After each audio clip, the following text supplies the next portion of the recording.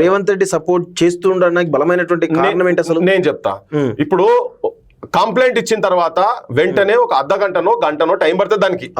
Okay, నీకు ఆధారాలు ఉన్నాయి, అన్ని ఉన్నాయి కదా, అంతసేపు ఎందుకు పట్టింది? లాస్ట్ కేసు బుక్ చేయకుండా తనని రిటర్న్ ఎందుకు పంపిండ్రు 12:45 అది కూడా కాకుండా తెల్లారి పొద్దుగాల వేరే పోలీస్ స్టేషన్ లో కంప్లైంట్ అక్కడ రిజిస్టర్ అవుతుంది, అక్కడ ఎఫ్ఐఆర్ రిజిస్టర్ అయిన తర్వాత ఇక్కడ రిజిస్టర్ అవుతుంది. అంటే ఇప్పుడు గవర్నమెంట్ దీంట్లో కలిసి ఉన్నదని చెప్పండి, మనం అనుకునేటట్టు ఆధారాలు లేవా? ఒకవేళ ఆధారాలు ఉంటేనే కదా వాళ్ళు పెట్టింది. మరి మొదలే వీళ్ళందరూ ఆధారాలతో పోయి ఆ తల్లి ఆడ కూర్చున్నది కదా, కూర్చున్నది మొత్తం చెప్పింది కదా అంతా అన్నప్పుడు ఇప్పుడు ఇంత తాత్సారం జరిగి పొద్దుగాల వరకు కూడా ఆగాల్సిన అవసరం ఎందుకు వచ్చింది? అక్కడనే క్లియర్ కట్ గా అర్థమవుతుంది ఏంటంటే వీళ్ళిద్దరూ మియా బీవి రాజీ లెక్కున్నారు. ఇప్పుడు వీళ్ళంతా ఆడాడ మియా మంచిగానే ఉన్నాడు, ఈడ బీవి మంచిగానే ఉన్నది. వీళ్ళు రెండు ప్రభుత్వాలు, కేంద్ర ప్రభుత్వము రాష్ట్ర ప్రభుత్వము రెండు కలిసి ఉన్నాయి. అక్కడ బీజేపీ గవర్నమెంట్ కావచ్చు, వాళ్ళందరూ ఏం మేనేజ్ చేసారో తెలియదు. కానీ రేవంత్ రెడ్డి బండి సంజయ్ మధ్యలో మాత్రం చాలా చెట్టపట్టాలు చెమ్మ చెక్కల ఆటలు ఉన్నాయి అనేది చాలా తెలంగాణ ప్రజలకు చాలా తెలుసు. అవి ఉదాహరణలు మనం గతంలో కూడా డిస్కస్ చేసిన అంశాలు. ఇప్పుడు ఆమె చాలా క్లియర్ గా చెప్పింది. ఆ పిల్లగాడు కూడా పెట్టిన దాంట్లో ఆ పిల్లగాడు ఆ పిటిషన్ పెట్టిన దాంట్లో క్లియర్ గా చెప్పిండు, మేము తిరిగినామని చెప్పిండు, అన్ని చెప్పిండు. ఓకే, అది క్లియర్ గా అర్థమవుతున్నది. వాళ్ళ మధ్యలో పరిచయాలు ఉన్నాయి, పోయిందనేది మనం ఎవరో మనం నిదాన కాదు, వాళ్ళే మొత్తం క్లియర్ కట్ గా చెప్పిండ్రు. మేము పోయినామన్నారు, వాళ్ళు పైసలు అడిగిండ్రు అన్నారు. పోనీ వీళ్ళు పైసలు అడిగిండ్రు అని అంటే ఒక ఆడబిడ్డ ఒక ఆడపిల్ల వ్యక్తిత్వాన్ని కూడా సంపేటట్టుగా నిర్దాక్షిణ్యంగా గొంతు కోసేటట్టుగా వాళ్ళను పైసలకు బజార్ సరుకు లెక్క చిత్రీకరించి మాట్లాడిన విధానం ఉన్నది చూసినా, వాళ్ళ అప్లికేషన్లు పెట్టడం అనేది చాలా అబ్జెక్షనబుల్. అది సభ్య సమాజము, మనిషి అన్నోడు ఎవడు కూడా మన ఇళ్ళలో అమ్మలు ఉన్నారు, అన్ని అక్కలు ఉన్నారు, చెల్లెళ్ళు ఉన్నారు, ఉన్నోళ్ళ ఎవరు కూడా ఇంత దారుణంగా ఒక వ్యక్తుల మీద అట్లా మాట్లాడాల్సిన అవసరం లేదు. ఇంకోటి వాళ్ళు ఎవరితో ఢీ కొడుతున్నారు? కొండతోని. ఎటువంటి కొండ? ఒక దుర్మార్గమైన కొండ. మాట్లాడితే కొడతారు వాళ్ళు. ఇప్పుడు బండి సంజయ్ మీద ఏమైనా మాట్లాడితే ఆయన దాడిలే చెప్పిస్తాడు కదా ఆయన మీద ఎవరైనా మాట్లాడితే టెలిఫోన్లు వస్తుంటాయి, కొట్టుడే. అది ముంగటోడు ఎవడు ఏందనేది కాదు. మళ్ళీ ఆయన ఏంది హోమ్ మినిస్టర్ ఉండి కానూన్ ప్రకారంగా జరగాలి కదా. ఏదైనా జరిగేది ఉంటే కానూన్ ప్రకారంగా జరగాలి. కానూన్ ప్రకారం ఆయన చేతిలో తీసుకుంటాడు. చట్టం ఉన్నోని చుట్టం లెక్క అధికారం వాళ్ళ చేతులు ఉన్నది కాబట్టి చట్టాలు వాళ్ళకి ఎట్లా నడుస్తాయి. వాళ్ళు 10 గంటలు కూర్చోబెడతారు, 6 గంటలు కూర్చోబెడతారు, 8 గంటలు. అంటే బిడ్డ జీవితము సర్వనాశనం అయిపోయింది, ఒక దుర్మార్గుని ఒక పైశాచిక ఆలోచనతోటి నాశనం అయిపోయిందని చెప్పి ఒక తల్లి ఎందుకు వచ్చి వాళ్ళ బజార్ల కుటుంబాన్ని ఎందుకు పెట్టుకుంటది? దేని గురించి? వాళ్ళ దగ్గర పైసలు లేక కాదు, వాళ్ళ బిడ్డను సాదుకోలేక కాదు.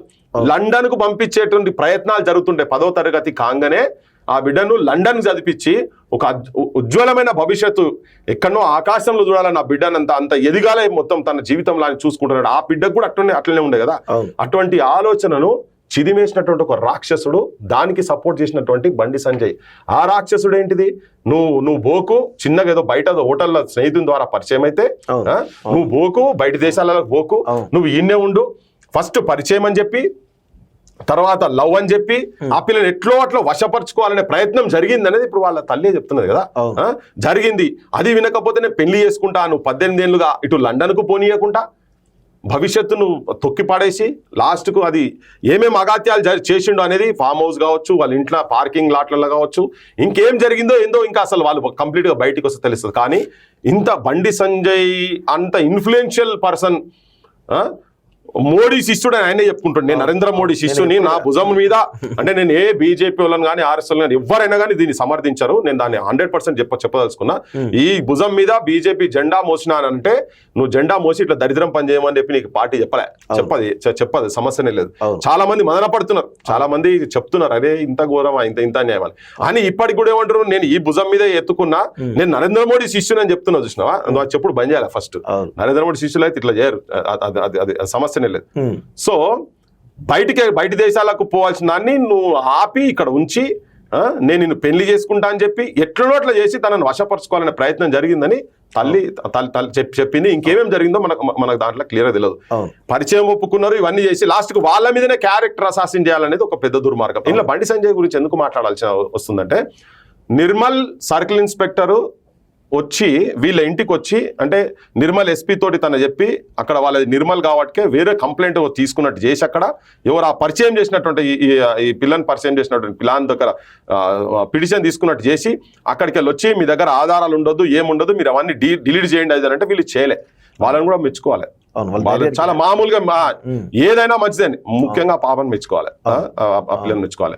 అది జరిగిన తర్వాత ఇది ఇంత అన్యాయం జరుగుతున్నది అట్లా ఇట్లా అని చెప్పని అంటే పిల్ల ఏంటంటే మానసికంగా చాలా చిన్న ఏజ్ కదా, ఆ ఏజ్ లో ఏం తెలుస్తుంది? మన ఇళ్ళలో కూడా పిల్లలు ఉన్నారు కదా, ఏం తెలియదు పాపం.